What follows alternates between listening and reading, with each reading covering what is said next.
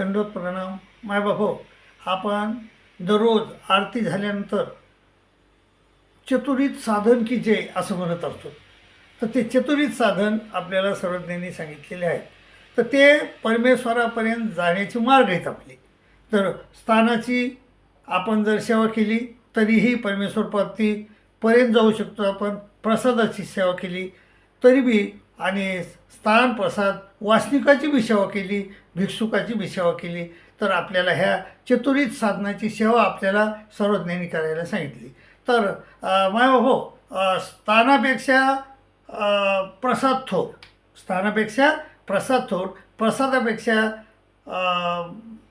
वासनिक थोर, आणि वासनिकापेक्षा भिक्षुक थोर, अशी हे आहे.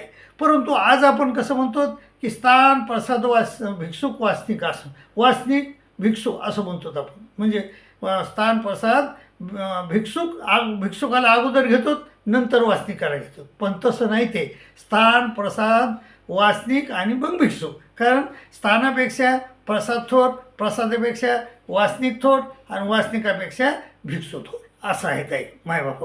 तर आपल्याकडं 5 प्रसादोत्स्थाने सांगितलेली. तर एक रुद्रपूरला 3 स्थान आहेत, आणि डोमेग्रामला 2 स्थान आहेत.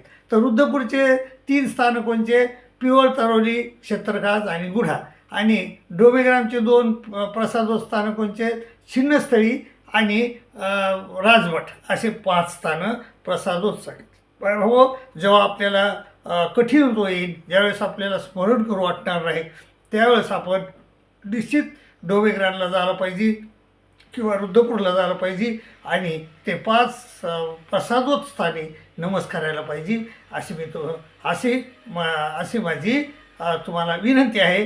त्याप्रमाणे आपण वागाल, आणि नेहमी बी रुद्रपूरला गेल्यानंतर ते 3 स्थानं केल्याशिवाय वापस येणार नाहीत, अशी तुम्हाला मी नम्र विनंती करतो. येऊ नका, ते 3 स्थानं केल्याशिवाय वापस येऊ नका, अशी मी विनंती करतो. तुमची राजा घेतो. दंडोत प्रणाम, दंडोत प्रणाम, दंडोत प्रणाम.